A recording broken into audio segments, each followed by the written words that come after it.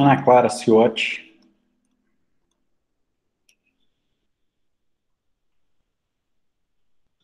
Breno, Bruna Pinheiro, Bruno Barros, Ciro, Cláudia de Souza, Dirceu,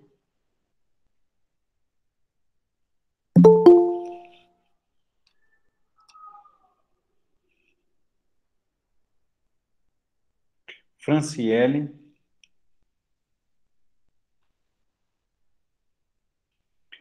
Gabriel Rodrigues, Gabriele, Igor Martins, Jaqueline, Jomara, Kaique,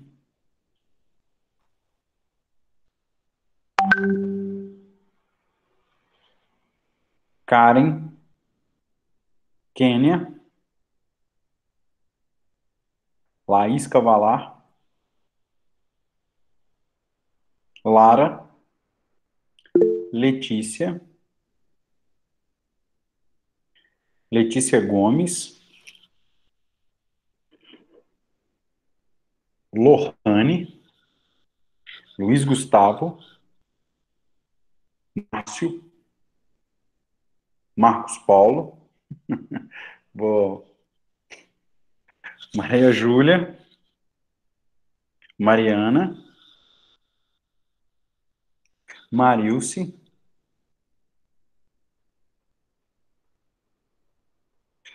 Matheus Gressi, Matheus Rodrigues,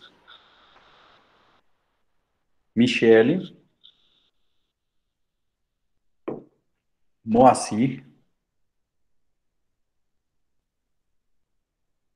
Monique, Milena, Natália, Robert, Ronaldo, Sávio, Stephanie e o Alisson.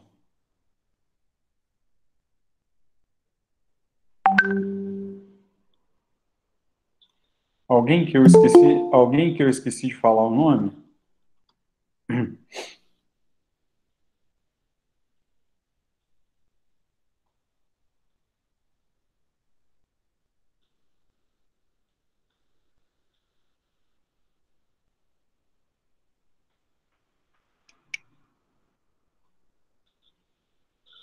Ok.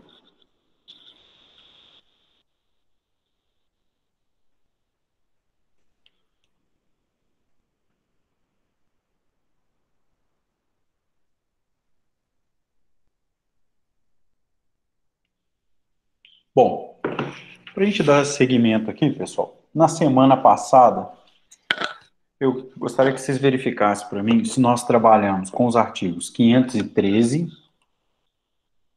515, né, e o 516.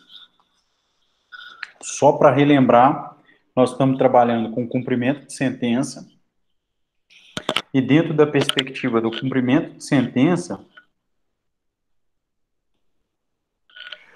nós chegamos aqui a falar da intimação, os títulos executivos e o procedimento do cumprimento de sentença. Ok? Verifique para mim, por gentileza, se esse foi o ponto da matéria em que eu parei aí com vocês. Na minha anotação aqui foi o artigo 513, o artigo 515 e o artigo 516, quando a gente falava do cumprimento de sentença. E hoje a gente vai falar sobre o pedido do cumprimento de sentença, o requerimento, lá no 523, ok? Até que eu mostrei para vocês aqui e pedi, inclusive foi objeto do nosso exercício, para quem fez, né? Do nosso exercício para quem estava fazendo qual a competência para o cumprimento de sentença, no caso de sentença estrangeira homologada pelo STJ, está lá no 516, inciso 3º.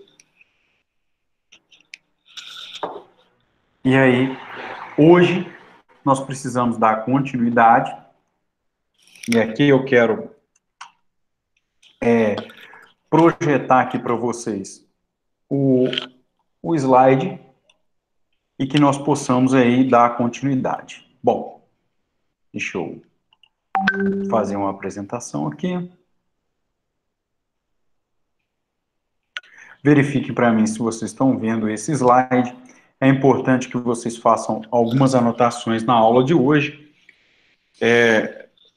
porque nós temos aí, é muito importante o procedimento do requerimento do cumprimento de sentença, ok? Todo mundo está vendo um slide aí escuro, escrito cumprimento de sentença, ok? Bom, ótimo. Bom, pessoal, nós falamos na aula anterior que você tem a sentença, transitou em julgado, e você deve, por impulso da parte, dar seguimento ao processo sincrético. E aí, você tem que fazer o quê? Você tem que fazer um requerimento para que essa fase do processo sincrético seja dado seguimento. Se você não fizer, você arca com o ônus, primeiro, do processo será arquivado, ou seja, você tem uma sentença, você tem um executivo judicial, mas que efetivamente nada ocorreu. E você sofre aí, na condição de pela diferença da intimação, se transcorreu o prazo menor que 1 ano ou maior que 1 ano, lá no artigo 513, essas intimações diferenciadas. Então, você já sabe, dentro do cumprimento de sentença, que nós estamos aqui dentro de um requerimento que ele é promovido pelo exequente. Então, se você pegar o artigo 523, lá na parte final do caput do 523, você vai perceber que estamos diante de um impulso da parte. Não há, isso é relevante para a questão fechada, não há impulso oficial no caso de cumprimento de sentença, ok? Então, o impulso da parte, vou rapidamente ler aqui o 523 caput, está escrito assim: no caso da condenação em quantia certa ou afixada em liquidação, e no caso de decisão sobre parcela em controvérsia, o cumprimento definitivo far-se-á a requerimento do exequente. Então, quando eu digo que ele é feito a requerimento do exequente, você deve, então, grifar isso no seu CPC e colocar aí impulso da parte. Se não me engano, eu pedi aos senhores que fizessem isso na aula anterior. Pois bem, e esse requerimento? Esse requerimento, ele é feito através de uma petição incidental. Então, também falei isso na aula, dizendo, é uma petição incidental, ela vem no mesmo processo, ela traz a inauguração da segunda fase dentro do processo sincrético, ok? Que a primeira fase é a fase de cognição de conhecimento, posteriormente a fase do cumprimento de sentença. Então, ela inaugura essa fase. No entanto, não se trata de uma petição inicial, há uma autonomia, um novo processo. Trata-se de um requerimento inicial, mas não inicial. Então, essa petição incidental, ela tem os seus próprios requisitos, mas que não são os requisitos da petição inicial. Até aqui, eu disse isso na aula anterior, pelas minhas anotações, tá? Então, até aqui, todo mundo, em um momento que acompanhou as aulas, teve essa informação. Porém, existem alguns pontos que eu quero mencionar com vocês. Esse requerimento, ele deve estar acompanhado desses 5 pontinhos que você encontra no slide. CM, e juros. Então, quando eu faço um requerimento inicial, eu tenho, então, dentro do capítulo, isso que nós estamos falando, da sentença, que gerou a exigibilidade, a obrigação do pagamento de quantia certa. Então, quando eu tenho a obrigação do pagamento de quantia certa, o meu requerimento inicial, ele tem que ser feito através de uma petição tal, a requerimento do exequente, e ele deve possuir o valor, a quantia, com a incidência de correção monetária, vocês estão acompanhando aí pelo slide, o CM, correção monetária, ou seja, qual o índice de correção monetária, qual o índice de juros, qual o termo inicial e o termo final, qual a periodicidade da incidência da correção monetária e dos juros e eventuais descontos. Então, percebam que eu tenho que fazer a minha petição incidental e essa petição incidental vai trazer para o juiz um memorial descritivo em que eu delimite a quantia com a correção monetária, os juros, o termo inicial, o termo final, a periodicidade e os eventuais descontos. Então, esse é o requisito, ou os requisitos, para aqueles que consideram como sendo cada um desses pontinhos requisitos próprios. Esse é o requisito do memorial descritivo, em que o exequente faz a petição e dá início à fase do cumprimento de sentença. Eu vou pedir a algum aluno que seja possível colocar para mim o artigo 524 e os incisos do 524. Porque os incisos do 524 são esses requisitos que eu estou dizendo para vocês. Então, coloque para mim alguém aí os requisitos do 524. Não precisa colocar os parágrafos, coloque que a gente vai trabalhar os parágrafos posteriormente. Somente os incisos, Cláudia.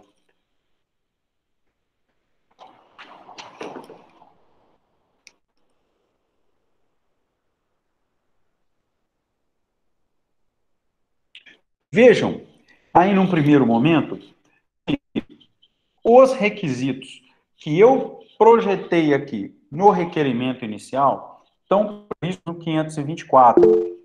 Vejam que eu tenho um requisito que não está projetado no meu slide, que é a indicação de bens passíveis de penhora sempre que possível. Então, se o exequente souber, dentro da ordem do 835, a ordem de preferência da penhora, tá joia? Dentro da ordem de preferência do 835, eu posso indicar os bens passíveis de penhora do executado, ok? E aí nós temos os requisitos. Se você comparar no chat os incisos do 524 com o slide, você vai ver que tem muita relação entre eles. E aqui, eu quero fazer uma observação também, eu troco o slide sobre um ponto relevante, que muitas das vezes a gente passa direto nesses pontos em relação a esse poder do magistrado, que está previsto no parágrafo 3º do 524, que é o seguinte: imagine que eu preencha esses requisitos, se faz necessário que o executado apresente documentos que está em sua posse. Então, para que eu faça o meu requerimento, é necessário que o executado me apresente determinados documentos. O que eu faço, então? Eu faço um requerimento ao juiz, e se vocês analisarem lá na projeção do slide, deixa eu ver se está passando, tá certinho. Lá na projeção do slide, o último ponto está dizendo o seguinte: o juiz pode exigir, vou repetir, exigir a apresentação desses documentos, que sem eles é impossível apresentar esse requerimento do cumprimento de sentença. Eu vou trabalhar com um exemplo prático, uma ação coletiva em que o autor ingressa pedindo que determinada empresa recolha o FGTS de todos os seus trabalhadores. A sentença procedente, e o juiz dá um prazo para que o autor apresente os cálculos, ok? Ok, tá joia. Foi lá, como que o autor vai apresentar os cálculos se ele não sabe o salário e não sabe quais são os funcionários ativos na empresa? É necessário que a empresa apresente a relação dos seus funcionários e o histórico salarial deles, para que o autor possa fazer um memorial de cálculo incidindo 8% sobre o salário naquele período da ação e apresentar para o juiz. O juiz, então, pode exigir a apresentação desses documentos. E se a parte executada não apresentar os documentos, pode incidir em crime de desobediência. Essa é a previsão do parágrafo 3º, Cláudia coloca para a gente, parte final aí do CPC. Então, eu tenho dentro do parágrafo 3º a possibilidade de que o exequente, no cumprimento de sentença, requeira ao juiz a apresentação de documentos por parte do executado para que ele possa elaborar os seus cálculos, ok? Até aqui, pessoal, tá claro? Tá acompanhando aí? Todo mundo acompanhando?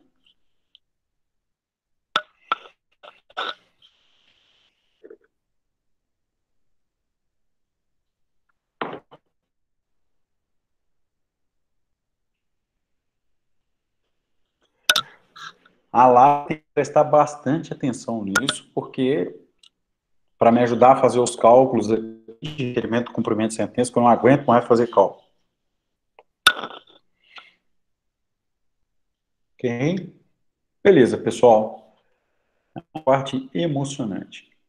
O que eu fiz, então? Eu peguei, então, um modelo de memorial e coloquei no grupo aí para vocês. Um cálculo simples, que eu gostaria que vocês acompanhassem esse cálculo com a minha explicação. Por quê? Vocês de posse desse cálculo, vocês vão poder analisar cada um dos pontos do 524. E hoje nós temos os exercícios com base nessa referência aí do requerimento, ok? Então, eu vou trocar aqui no slide. Para mim é possível ver pelo slide, mas na aula anterior os alunos não conseguiram visualizar porque ficou muito pequeno. Então eu peguei o arquivo em PDF, mandei para vocês, para que vocês possam acompanhar comigo à medida que eu for explicando. Então, vocês vão perceber que esse aqui é um memorial de cálculo, um memorial descritivo de cálculo, em que esse memorial, ele é de uma ação trabalhista, e ele está lá em cima com a nomenclatura execução provisória. Mas na nossa aula de hoje, nós estamos diante de uma execução definitiva. Ok? Então, vamos lá. Origem. Vejam aqui, ó, vara do trabalho da comarca de Ubá, autos número tal. Quando eu falo autos número tal, o que eu estou dizendo para vocês? Que esse meu pedido aqui, esse meu memorial descritivo de cálculo, ele é apresentado de forma incidental, não há um novo processo com um novo número, etc, etc. Nós estamos diante, então, de uma petição inserida no próprio processo, por isso uma petição incidental. Vejam aqui que eu tenho a qualificação do reclamante e do reclamado, está lá nos incisos do 524. Então, eu tenho aqui, dentro dos incisos do 524, que a Cláudia colocou para nós, eu tenho aqui toda a explicação, o nome completo, eu apaguei, óbvio, mas aqui seria exequente e executado, data da distribuição. Por que eu coloco data da distribuição? Porque com isso eu delimito a periodicidade entre a data da distribuição e o trânsito em julgado, eu delimito a periodicidade da correção monetária e dos juros, ok? Então, com isso, vocês vão analisando que eu consigo aí preencher os requisitos desse cumprimento de sentença. Aqui, essa primeira parte, eu quero chamar a atenção para o resumo. Por que o resumo?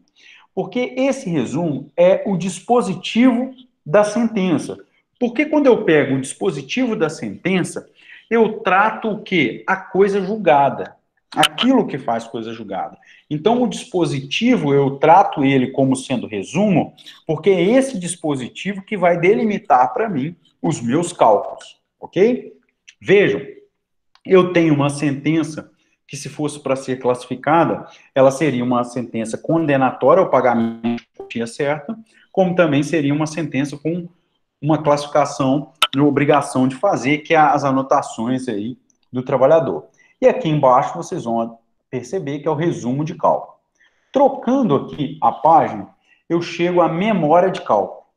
Veja que a memória de cálculo, analisando com base no dispositivo, eu tenho a condenação ao pagamento de quantia certa, que é o que interessa para a nossa aula, de gratificação natalina, férias e diferença de fundo de garantia. Isso é a obrigação para o pagamento de quantia certa, é o objeto da nossa aula, lá do capítulo 3, que começa o artigo 523. Vejam que eu fiz o quê? Se vocês analisarem essas tabelas simples, elas preenchem exatamente o que está no 524. Valor originário, índice de correção monetária, eu utilizei o IPCA, mas esse índice estava na fundamentação, ele pode ser outro índice qualquer, ok? Pode ser o índice da TR, pode ser o índice de correção monetária disponibilizado pelo Tribunal de Justiça de Minas Gerais todo mês, juros de 3%, é 1% ao mês, a ação foi de julho a setembro, então, pela periodicidade, 3%. As deduções que poderiam ocorrer, contribuição previdenciária, imposto de renda pessoa física, FGTS e despesas processuais. Vejam que eu apresentei um memorial descritivo exatamente com os requisitos do 524 em cada uma dessas verbas. Ficou claro, pessoal, essa apresentação e a forma como vocês analisam aí essa perspectiva dos requisitos? Isso ficou claro, essa análise?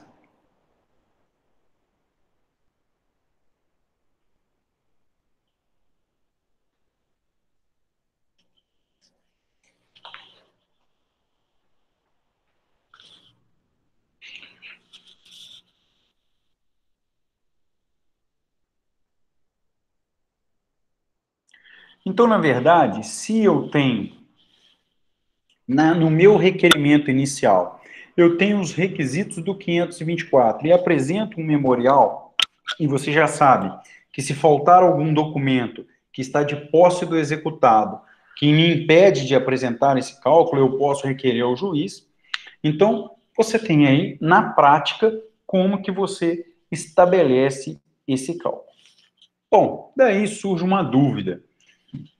E se o magistrado, porque ele é reativo, então ele fica inerte por impulso do exequente, o exequente então quebra essa inércia e faz o requerimento do cumprimento de sentença.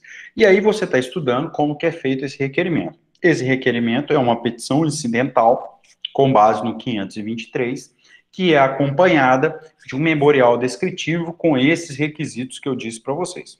Feito esse requerimento, então, o juiz determina a intimação do executado. Então, aqui a gente traça uma sequência procedimental. O que me chama a atenção é o seguinte: se o juiz, ao receber o seu requerimento na condição de exequente e perceber que o seu cálculo possui um excesso aparente, o que significa isso para a doutrina? O que é esse excesso no cálculo do exequente? É que existem ali verbas ou valores em que a sentença não determinou. Vejam que no meu memorial de cálculo, a sentença determinou o pagamento de gratificação natalina, férias e diferenças de FGTS 40%. Vamos imaginar que no meu cálculo eu apresento ele de forma excessiva, calculando aqui R$ 1.000 de horas extras. Vejam que há um aparente excesso desse cálculo. O cálculo está muito exagerado, ou o juiz me deu um valor originário de gratificação natalina de 150, eu vou lá e ponho 450, e que não seja um mero erro material, vamos dizer assim. Eu pergunto a vocês, o juiz pode, de ofício, delimitar o valor correto, ou o juiz não pode se manifestar, isso ficando a cargo do executado? Isso é uma pergunta que vocês devem fazer, e a resposta está lá no 524, parágrafo 1º. O juiz, então, ao se deparar, e a Cláudia vai colocar o parágrafo 1º para a gente, o juiz, então, ao se deparar com um excesso aparente no cálculo, ele vai, então, intimar o executado para, em 15 dias, pagar de forma voluntária o valor pretendido, mesmo que em excesso. Está aqui na primeira parte do parágrafo 1º. Então, ele vai intimar o executado, tá? Para pagar o valor pretendido. Mas a constrição de patrimônio do executado, numa eventual penhora requerida pelo exequente, estará limitada ao valor que o juiz entender correto. Então, eu vou explicar novamente.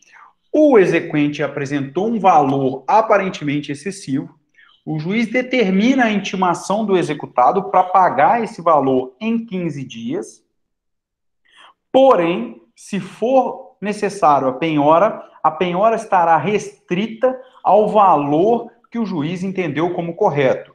E digo mais, o juiz, para chegar a esse valor que ele entender correto, pode-se usar da contabilidade oficial, que é a previsão do parágrafo 2º. Ok? Então, o juiz ele vai restringir somente a penhora, mas a intimação vai com o valor pretendido pelo exequente. E qual que é o prazo para o pagamento voluntário do executado? O executado tem 15 dias para efetuar o pagamento da quantia pretendida pelo exequente. Onde está isso? No 523, caput. Oi. E se o executado pagar, sai no prejuízo? Sim. Se ele pagar, sai no prejuízo.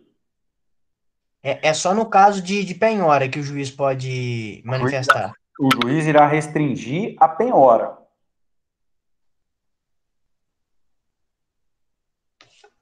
Tá bom. Tá joia? Tá joia. O Alisson funciona assim. Veja que você tem aí no grupo de WhatsApp um memorial descritivo.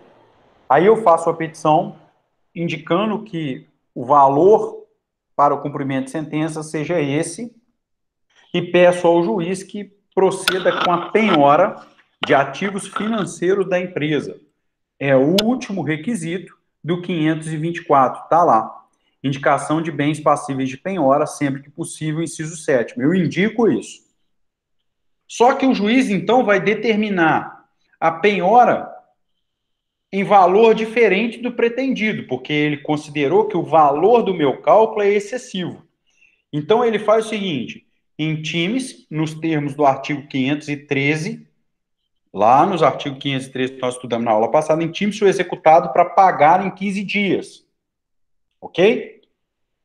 No entanto, ele determina a penhora de ativos financeiros no valor abaixo do que está no meu memorial descritivo. Por quê? Com base no parágrafo 1º, ele entendeu que há um excesso. Então, ele não restringe o patrimônio do executado com o valor pretendido pelo exequente. Ele restringe o patrimônio do executado no valor que ele, juiz, entendeu como correto. Mas a intimação vai para o pagamento voluntário de todo o valor pretendido. Ok? E a penhora, ao invés de ser de todo o valor pretendido, ele faz a penhora só dos valores que ele entendeu como correto. Ok? Beleza. Bom, feita essa análise, eu quero chamar a atenção a decisão do juiz que define o parágrafo 1º do 524, ela é recorrível, uma decisão interlocutória, ela cabe lá pelo 1015 agravo. Ok? ok? Essa que delimita a penhora. O exequente, então, pode considerar que o seu cálculo não possui excesso aparente e recorrer aí mediante decisão interlocutória. Ok, pessoal? Tranquilo? Ficou claro essa parte? Alguma dúvida em relação a esse conteúdo? Pessoal? Pessoal tá assistindo aí ou tá só no Miguel?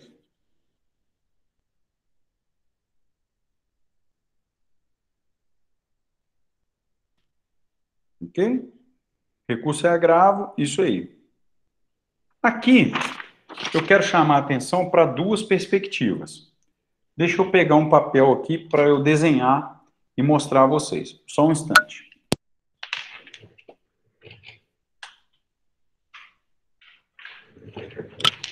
Bom, agora vai ficando melhor. Eu vi que a Jaqueline brincou aí, por enquanto vai ficar melhor agora, Jaqueline. Olha só. Então, nós chegamos ao ponto em que o exequente apresentou o cálculo. Então, o exequente apresentou o cálculo. O juiz, então, analisou.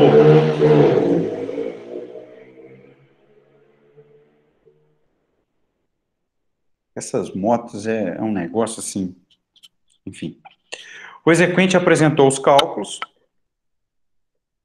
ok? E você já sabe que o juiz determinou a intimação. O juiz determinou a intimação, está lá no 523. Está lá no 523 para o pagamento voluntário. Ok? Para o pagamento voluntário. Vou repetir. Para o pagamento voluntário. Aqui, ó. Vou fazer até um esquema sofisticado aqui. Tá vendo aqui, pessoal? Conseguem ver aqui? Ele está aqui. Ó, o exequente apresentou um cálculo. Pelo 523, ele faz agora intimação para em 15 dias apresentar o pagamento voluntário. Espero que todo mundo tenha visto. Aqui nós temos dois caminhos agora a serem seguidos. Nós temos o caminho do 525, eu não consigo fazer as duas coisas ao mesmo tempo, mas acho que é possível, o caminho do 525 e o caminho do 526. Isso é muito importante para a nossa aula. O caminho do 525 e o caminho do 526. Que significa o quê? O comportamento a ser adotado pelo executado ao ser intimado. Então, o executado foi intimado para pagar de forma voluntária no prazo de 15 dias. Ok? Todo mundo percebeu isso aí. Se, então, o executado... Vamos começar pelo 526. Está aqui, ó. Vamos começar pelo 526. O executado pode, ao ser intimado... Olha o que diz o 526 que a Cláudia vai colocar para a gente. Olha só. O executado, então, ele compareceu em juízo, apresentou os cálculos e evitou a intimação. Ele fala o quê? O exequente apresentou o cálculo. Antes do juiz analisar os cálculos e me intimar para pagar, eu vou lá e apresento os meus cálculos e ofereço em pagamento o valor que ele entende devido. Então, muitos alunos me perguntaram isso. Só o exequente que apresenta cálculo? E se o executado quiser apresentar o cálculo? 526. Está aqui. O executado, então, pode apresentar os seus cálculos. Mas e se o executado não apresentou os cálculos? Os cálculos apresentados pelo exequente viram absolutos? Não. Aí é o 525. A Cláudia vai colocar para a gente. Aí é o procedimento do 525. O que diz o 525? Que, enquanto ela coloca, me adianto, que o executado tem um prazo de 15 dias. O executado tem um prazo de 15 dias para impugnar o cumprimento de sentença. ok? Está lá no 525.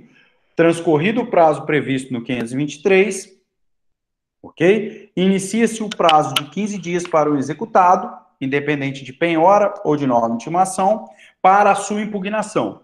E aí, no parágrafo 1º, toda a matéria que pode ser objeto de impugnação, em especial o excesso da execução, lá no inciso 5º. Eu pergunto aos senhores, qual o termo inicial para impugnação dos cálculos no meu exemplo? Qual o termo inicial para a impugnação dos cálculos? E eu vou aguardar todos responderem. O termo inicial para a impugnação dos cálculos. É isso aí. 15 dias. E eu pergunto, qual o termo inicial para a impugnação dos cálculos do exequente?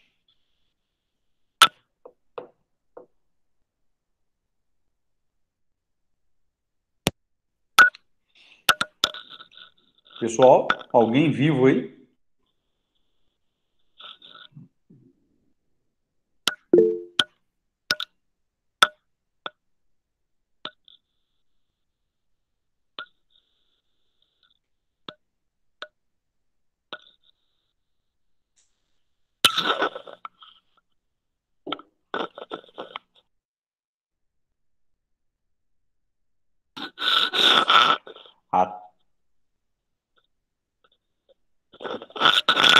Até agora ninguém acertou. Não é da intimação, da petição incidental. Especifica melhor aí, Lara, não é. Eu quero saber o seguinte, eu sou o exequente, apresentei meu cálculo, deixa eu pegar outra folha. Eu sou exequente, apresentei meu cálculo, está aqui meu cálculo, exequente. Aí o juiz analisou, não há excesso, mandou intimar para eu pagar em 15 dias. Eu quero saber, você está sendo executado, qual o prazo, qual o termo inicial para você impugnar meus cálculos? De quando começa os 15 dias lá do 525? Qual o termo inicial? Não é da ciência, não é da propositura da ação.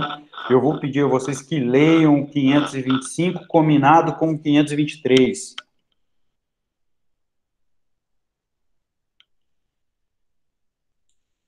Não, também não é. Leiam 523 e leiam 525, senhores. Interação, tem 32 alunos aí. Eu preciso de mais gente chutando. Qual o prazo inicial? Se fosse uma brincadeira de frio, quente ou morno, nós estaríamos morno, Monique e Lara. Nós estaríamos morno. Vamos melhorar isso aí. Leia o 523, capte e leia o 525. Um complementa o outro e daí você chega ao termo inicial da contagem de prazo para impugnar o cálculo do exequente. Bom, gente, faz de conta que eu cheguei na hora de vocês e pedi essa informação. Senhores, eu vou ter que fazer por chamado, tal nome. Até agora só 10 alunos manifestaram. Cadê os demais? Breno, Bruna, Ciro, Gabriele. Não. Jomara, continue pensando. Letícia Nascimento, Luiz Gustavo, Natália Lopes, Ronaldo Lana, Sávio Porto, Stephanie. Pessoal, vamos responder. Clara, não é, essa agora esfriou de vez. Desde que seja chamado programa do EOL. Tá esquentando, Monique, tá esquentando. Tá faltando um complemento aí da sua frase aí, Monique. Tá faltando. Jomara, tô sentindo assim, intimação do executado para quê? que é o requerimento lá? Eu tô achando, tá parecendo parecendo mímica. Tá parecendo mímica. Aí, ó, alimento. Não, pessoal. Ó, vou fazer o seguinte, para não atrapalhar a Ana. Eu vou desligar o meu áudio e vou pegar outro café e volto aqui para ler as tentativas, hein? Cadê o Márcio para falar nisso, hein?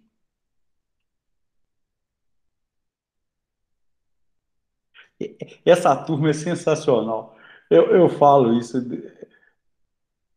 Não, Bruno, parece que você estava mexendo em alguma coisa em cima da mesa aí que estava horrível para gente. Você estava mexendo em alguma coisa que o nosso áudio estava assim, é, uma coisa assim, ó. Não sei se está bem, muito ruim mesmo. Pode ir lá buscar o café. A gente está um jeito.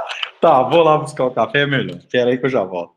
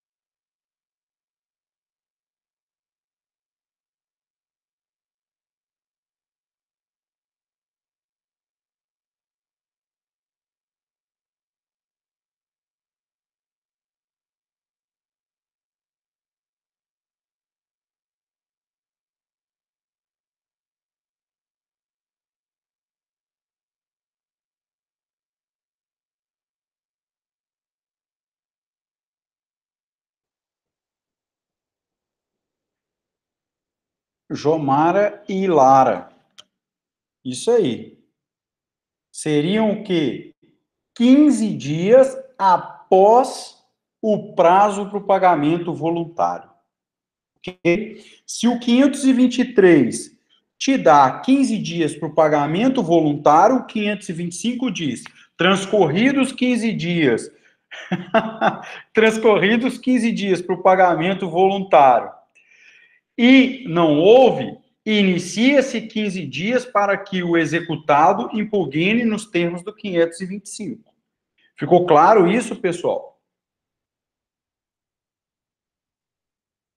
Então, o executado tem 15 dias para o voluntário e tem também 15 dias para impugnar. E aí eu vou pegar uma referência do Márcio. Cuidado, Márcio, cuidado. Por que eu não posso afirmar os 30 dias? Por causa do 526. Imagine que o executado compareceu antes da intimação, apresentou cálculo e pagou aquilo que ele achou devido. Aí vai ter 15 dias, a partir desse momento, para ele impugnar aquilo que ele achou indevido, ok? Muito cuidado com essa relação aí. Tá joia, pessoal? Então, ó, não esqueça do meu sofisticado esquema aqui, ó. Tá joia? Muita atenção quanto a isso, ok? Então, é 15 dias após o 15 dias para o pagamento voluntário. Tá joia? Jomara e Lara, meus parabéns, depois a gente combina os pontos. Bom, seguindo aqui. Outro ponto relevante, e aí a gente já vai caminhando para uma parte da matéria com uma maior complexidade. Se eu tenho, eu sei.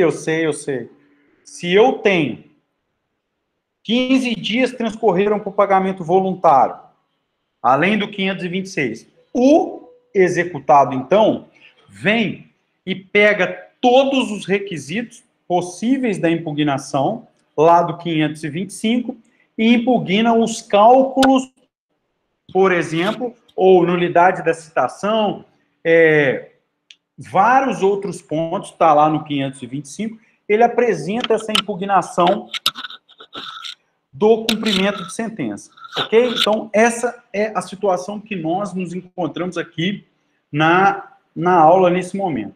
Eu pergunto, o fato de apresentar impugnação o fato do executado apresentar a impugnação gera um efeito suspensivo da execução? Ou seja, a impugnação do cumprimento de sentença, ela tem como regra um efeito suspensivo? Cláudia, para responder isso, para mim e para os demais alunos, coloca o parágrafo 6º e o parágrafo 7º do 525. Esses dois parágrafos mostram para nós que regra é de que a impugnação, uma vez apresentada, por si só não tem força para impedir os outros atos executórios, ok? Porém, se na impugnação o executado apresentar algum fundamento ou alguma matéria que demonstre que a continuidade das medidas constritivas de patrimônio gerará para ele um grave prejuízo, se é que pode dizer prejuízo como grave, fica redundante, mas vamos trabalhar assim, ele pode pedir ao magistrado que aplique efeito suspensivo nas medidas de constrição do seu patrimônio, ok? Mas a regra está aí no parágrafo 6º. A apresentação de impugnação não impede a prática dos atos executórios, inclusive os de expropriação, ok?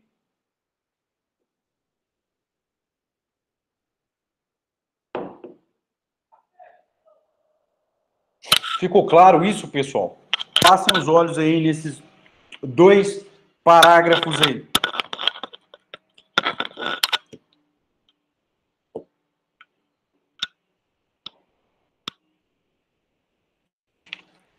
Monique, é o seguinte, o executado, ele tem uma impugnação. Enquanto analisa a impugnação, pode deixar de ato do seu patrimônio.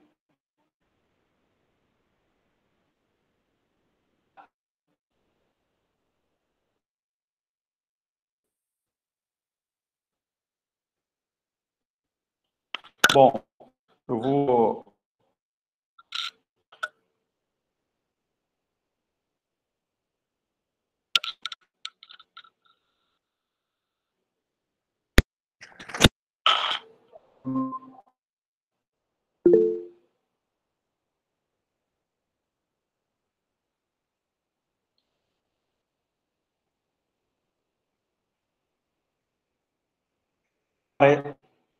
Me parece que houve um problema aqui na conexão, mas já restabeleceu. Voltou aí? Ah, sim. Alguma coisa aqui deu uma bugada, mas aí eu coloquei um negocinho no computador aqui, ele me ajudou, mas acho que agora voltou, né? Eu vou explicar de novo, porque aí a gente não consegue mensurar até quando cada um ouviu. Então vamos lá, serve para a Monique, serve para todo mundo. Então aqui a dinâmica é procedimento. Transcorreu 15 dias do pagamento voluntário, eu fui lá e dentro do prazo de 15 dias eu apresentei a impugnação. O que eu quero saber é o seguinte, pode o juiz continuar determinando atos de constituição do patrimônio do executado? Ou o fato de apresentar a impugnação por si só suspende os atos do cumprimento de sentença? O parágrafo 6º diz para nós que não, que a apresentação da impugnação, por si só, não impede a prática de atos executivos. E se o executado quer que esses atos sejam suspensos, ele deve requerer isso na própria impugnação, ok? Então, ele deve garantir a execução e apresentar aí os fundamentos de que, se a execução permanecer em andamento, enquanto está se discutindo a impugnação, isso vai lhe causar um prejuízo muito grave. E aí eu posso imaginar uma impugnação baseada no 525, inciso 2º, ilegitimidade da parte. Imagine que essa execução, essa impugnação não seja atribuído efeito suspensivo. Isso pode causar problema.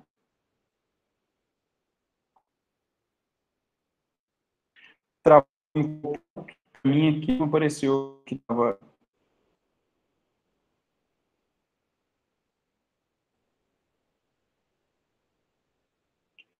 para mim, não. Eu vou aproveitar esse momento que está travando, para que a gente não perca tempo, e vou colocar aí no grupo as questões dessa semana.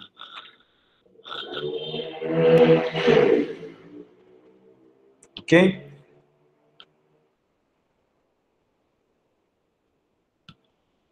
Vou aproveitar, porque às vezes alguma instabilidade da internet, eu coloco aí as 3 questões dessa semana, faço a chamada e depois concluo a aula.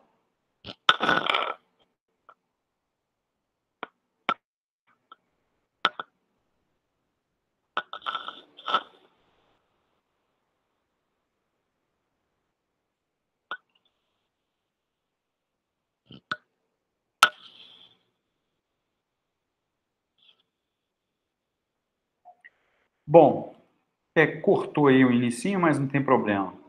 A primeira questão é: defina o termo inicial para a impugnação do executado no cumprimento definitivo de sentença que reconhece a obrigação de pagar a quantia certa. A segunda, a impugnação do executado, prevista no artigo 525 do CPC, possui efeitos suspensivos, é o que eu estava dizendo agora. A decisão do magistrado em aparente excesso de cálculo possui natureza de decisão interlocutória e justifique. Ficou claro essas questões? Todas as questões eu mencionei aqui durante a aula, acho que não vai ter nenhuma dificuldade. Eu vou pedir a Lara ou a Cláudia que coloque para mim essas questões, e coloque para mim as questões no grupo de vocês do WhatsApp, para aquele aluno que travou, que a internet deu problema, possa responder. Ok? Pessoal, alguma dúvida nessas questões aí?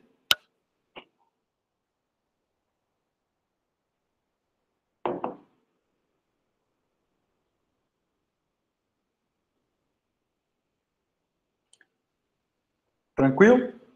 Eu vou fazer a chamada aqui rapidinho e nós caminhamos para o final. Tá ok aí o áudio? Possível fazer a chamada, pessoal? Tá tranquilo aqui o áudio? O áudio tá tranquilo. O que não tá tranquilo... Achei. É meu celular com o negócio. Rapidamente eu vou fazer a chamada.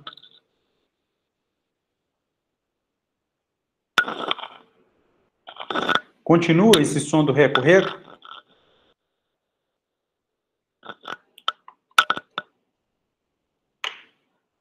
Ô, Bruno, Oi. vai ser o seu cordão ralando no fone. Será que é isso? Meu cordão? Mas meu cordão... O fone tá bem embaixo do meu cordão. Vê se melhora agora. Agora acabou, já. É.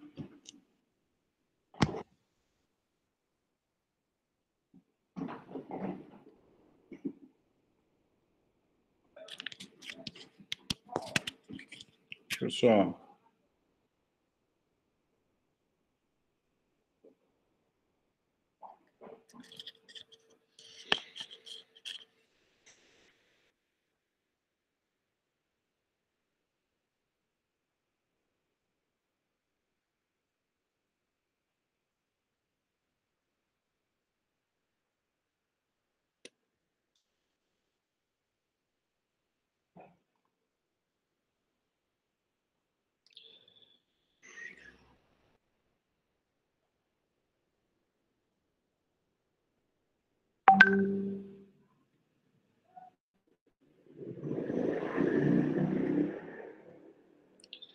Ana Clara Ciotti. Breno.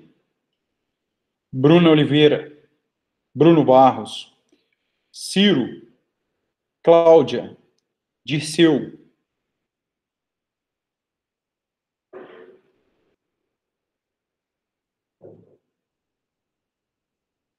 Franciele. Gabriel Rodrigues. Gabriele. Igor. Jaqueline. Jomara. Kaique. Karen. Kênia. Laís Cavalar. Lara. Letícia. Gomes. Lohane. Luiz Gustavo. Márcio Dias. Marcos Paulo, Maria Júlia, Mariana Gasparoni, Marilce, Matheus Rodrigues, Matheus Gressi, Michele, Moacir, Monique, Milena, Natália, Robert, Ronaldo, Sávio e Stefano. Aquele aluno que tiver alguma dificuldade, que por algum motivo foi lançado falta e ele entrou depois, faça uma gentileza para mim de preencher o formulário, tá joia? Isso não tem problema algum, tranquilo? Então, se foi lançado falta e você estava presente por alguma coisa, fica aqui a observação sobre o formulário lá para preencher, tá joia? Pessoal, estou à disposição, os exercícios aí, eles me falaram, eu coloquei presença, tá joia? Os exercícios estão à disposição para tirar dúvida, alguma coisa, tá joia? Um grande abraço, boa noite aí para vocês.